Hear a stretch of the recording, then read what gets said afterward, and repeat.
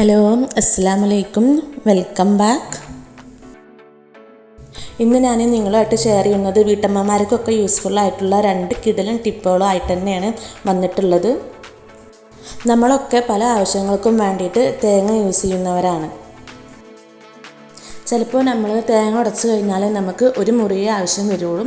ഒരു മുറി നമ്മൾ ഫ്രിഡ്ജിൽ സൂക്ഷിക്കാൻ വേണ്ടിയിട്ട് വെക്കും. പക്ഷേ അത് 1-2 ദിവസം കഴിഞ്ഞാൽ ചിലപ്പോൾ അതിൻ്റെ കളറ് ചേഞ്ച് ആവും, അല്ലെങ്കിൽ അതിൻ്റെ സ്മെല്ല് മാറാനൊക്കെ ചാൻസ് ഉണ്ട്. അപ്പോൾ അങ്ങനെ തേങ്ങ കേടുവരാതെ എങ്ങനെ ഫ്രിഡ്ജിൽ സൂക്ഷിക്കാമെന്ന് പറഞ്ഞിട്ടുള്ള നല്ല വെറൈറ്റി ആയിട്ടുള്ള ഒരു ടിപ്പാണ് കേട്ടോ. അപ്പോൾ നമ്മളിതാ ഈ ബാക്കി വന്ന തേങ്ങാമുറിയിലും ഒരു ലേശം ലെമൺ ജ്യൂസ് തേച്ച് കൊടുക്കുക കേട്ടോ. ഇനി ലെമൺ ജ്യൂസ് ഇല്ലെങ്കിൽ നമുക്ക് വിനെഗർ തേച്ച് കൊടുത്താലും മതി.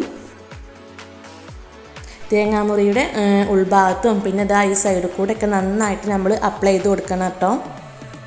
ഇങ്ങനെ തേച്ച് കൊടുത്തിട്ട് നമ്മൾ ഫ്രിഡ്ജിൽ സൂക്ഷിക്കുകയാണെങ്കിൽ തേങ്ങാമുറിക്ക് ഒരു സ്മെല്ലും വരില്ല, പിന്നെ അതുപോലെ തന്നെ കളറും ചേഞ്ച് ആവില്ല. ഇനി നമ്മൾ എടുക്കുന്ന ടൈമിൽ ജസ്റ്റ് ഒന്ന് വാഷ് ചെയ്തതിന് ശേഷം യൂസ് ചെയ്താൽ മതി. അപ്പോൾ എല്ലാവരും ട്രൈ ചെയ്തിട്ട് ഫീഡ്ബാക്ക് കമൻറ്റ് ചെയ്യാം. പിന്നെ വീഡിയോ സ്കിപ്പ് ചെയ്യാണ്ട് കാണുക കേട്ടോ. ഞാനതിൻ്റെ ലാസ്റ്റ് നല്ല വെറൈറ്റി ആയിട്ടുള്ള ഈസി ആയിട്ടുള്ള ഒരു റെസിപ്പി കൂടി ഇൻക്ലൂഡ് ചെയ്തിട്ടുണ്ട്. അപ്പോൾ നമുക്ക് ഇനി നെക്സ്റ്റ് ടിപ്പ് എന്താണെന്ന് നോക്കാം.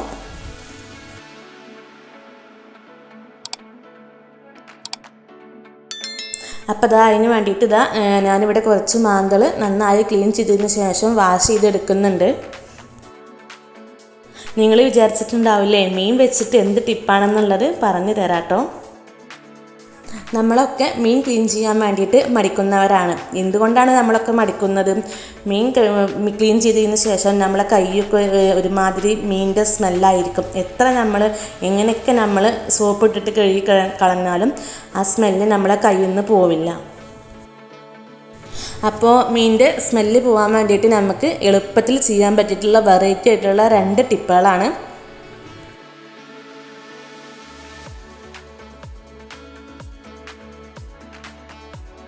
മീൻ വാഷ് ചെയ്തതിന് ശേഷം ജസ്റ്റ് നമ്മളെ കൈയും കൂടി ഒന്ന് വാഷ് ചെയ്തിട്ടെടുക്കുക.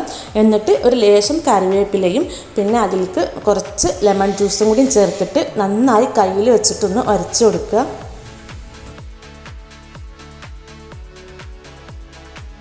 2 കൈയും കൂടി കൂട്ടിയിട്ട് നന്നായി ഒന്ന് ഉരച്ച് കൊടുത്താൽ മതി.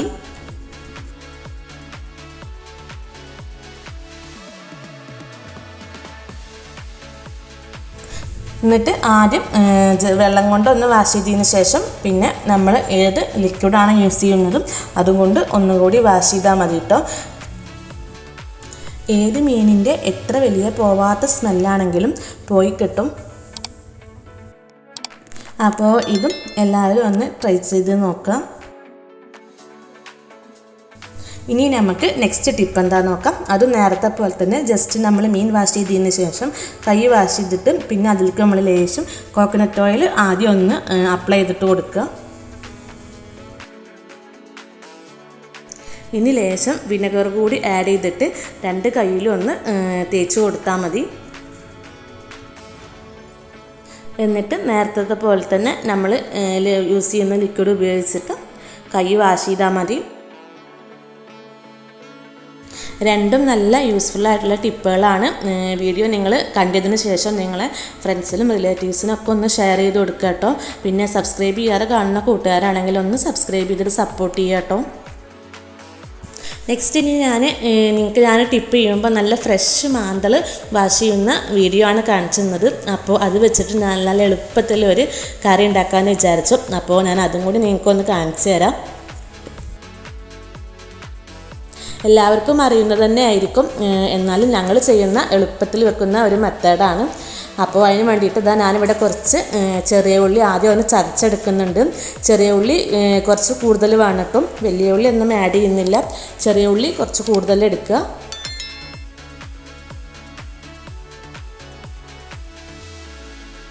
ഇത് മൺചട്ടിയിൽ വിറകടുപ്പിലാണ് കേട്ടോ കറി വെക്കുന്നത്. അപ്പോൾ വിറകടുപ്പിൽ മൺചട്ടിയിൽ വെക്കുമ്പോൾ തന്നെ കറി നല്ല ടേസ്റ്റ് ആയിരിക്കില്ലേ. നമ്മൾ ഗ്യാസിൽ വെക്കുന്നതിനേക്കാളും എത്രയോ ടേസ്റ്റ് കൂടുതലായിരിക്കും.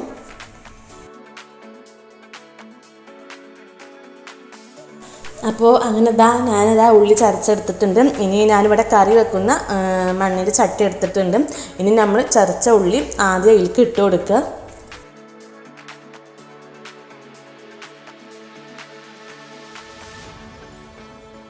ഇനി ഒരു 3-4 പച്ചമുളക് ജസ്റ്റ് ഒന്ന് കീറിയിട്ട് അതിലേക്ക് ഇട്ട് കൊടുക്കുന്നുണ്ട്. അതൊക്കെ നമുക്ക് എത്രയാണോ എരിവിന് വേണ്ടത് അത് ഇട്ട് കൊടുക്കാം. പിന്നെ ഒരു രണ്ട് തക്കാളി കട്ട് ചെയ്തത് കൂടി ആഡ് ചെയ്ത് കൊടുക്കാം. ഞാൻ ക്വാണ്ടിറ്റി ഒന്നും പറയുന്നില്ല കേട്ടോ, അതൊക്കെ നിങ്ങളുടെ അളവിനനുസരിച്ചിട്ട് നിങ്ങൾക്ക് ഇടാം. ഇനി ഒരു 5-6 ഇല്ലി വെളുത്തുള്ളി ജസ്റ്റ് ഒന്ന് നടു കട്ട് ചെയ്തിട്ട് അതിലേക്ക് ഇട്ട് കൊടുത്തിട്ടുണ്ട്. ഇനി ലാസ്റ്റായിട്ട് കുറച്ച് പുളി, നമ്മൾ ആവശ്യത്തിനുള്ള പുളിയും കൂടി ഒഴിച്ചു കൊടുക്കുക.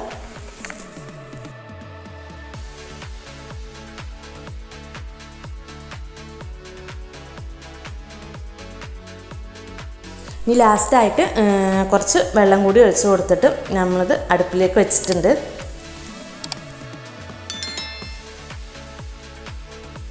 ഇനി ആ കറിക്ക് ആവശ്യമായിട്ട് ഇടാം 2 സ്പൂണ് മുളക് പൊടി, 1 സ്പൂണ് കാശ്മീരി ചില്ലിപ്പൊടി, പിന്നെ 1/2 സ്പൂണ് മഞ്ഞൾപ്പൊടി. ഇനി അതിലേക്ക് ആവശ്യത്തിനുള്ള ഉപ്പ് കൂടി എടുത്തിട്ട് അപ്പോഴേക്കും കറി തിളച്ച് വന്നിട്ടുണ്ടായിരുന്നു. ഇനി ഈ പൊടികളൊക്കെ ആ കറിയിലേക്ക് ഇട്ട് കൊടുത്തിട്ട് നന്നായി ഒന്ന് മിക്സ് ചെയ്തിട്ട് എടുക്കുക കേട്ടോ. ജസ്റ്റ് നമ്മൾ ആ കയ്യിൽ വെച്ചിട്ടൊന്ന് ഉടച്ചു കൊടുക്കുക. ബാച്ചിലേഴ്സിനൊക്കെ വെക്കാൻ പറ്റിയ നല്ല സിമ്പിളായിട്ടുള്ള നല്ല ടേസ്റ്റി ആയിട്ടുള്ളൊരു കറിയാണ്. അപ്പോഴേക്കും തക്കാളിയും പച്ചമുളകൊക്കെ ഏകദേശം നന്നായിട്ട് വെന്തിട്ടുണ്ട് കേട്ടോ. ഇനി അതിലേക്ക് ഞാൻ ആദ്യം കുറച്ച് ചൂടുവെള്ളം ആഡ് ചെയ്ത് കൊടുത്തിട്ടുണ്ടായിരുന്നു. പിന്നെ ഈ കറി നമ്മൾ തേങ്ങ നിരക്കാത്തത് കാരണം ജസ്റ്റ് ഒരു കുറുകിയ രൂപത്തിൽ കിട്ടാൻ വേണ്ടിയിട്ട് ഒരു ലേശം കഞ്ഞിവെള്ളം കൂടി ഒഴിച്ചു കൊടുത്തിട്ട് ഒന്നും കൂടി തിളപ്പിച്ചെടുക്കുക.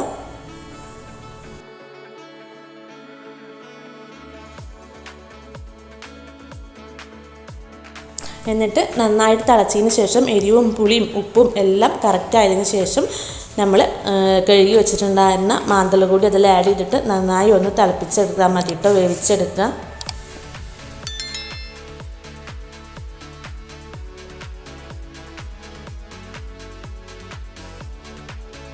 അങ്ങനെ മീനൊക്കെ ഇട്ടിട്ട് കറി നന്നായിട്ട് തിളച്ച് വന്നിട്ടുണ്ട്. ഇനി ഒരു 3-4 മിനിറ്റും കൂടി കഴിഞ്ഞാൽ നമുക്കിത് അടുപ്പിൽ നിന്ന് വാങ്ങി വെക്കാം.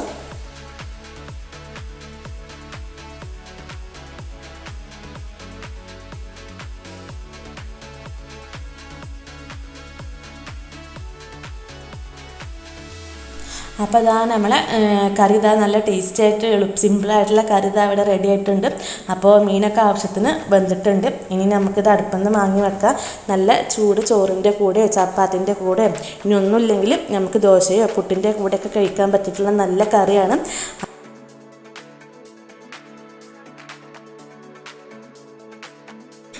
അപ്പോൾ എല്ലാവരും എൻ്റെ ടിപ്പുകളും എൻ്റെ റെസിപ്പിയൊക്കെ ഒന്ന് ട്രൈ ചെയ്ത് നോക്കാം. എന്നിട്ട് നിങ്ങളുടെ ഫീഡ്ബാക്ക് കമൻറ്റ് ചെയ്യാം. നിങ്ങൾക്ക് വീഡിയോ ഇഷ്ടമായാലും ഇഷ്ടമായിട്ടില്ലെങ്കിലും കമൻറ്റ് ചെയ്യണം കേട്ടോ. അപ്പോൾ നെക്സ്റ്റ് നല്ലൊരു വീഡിയോ ആയിട്ട് വരുന്നവരേക്കും ബൈ.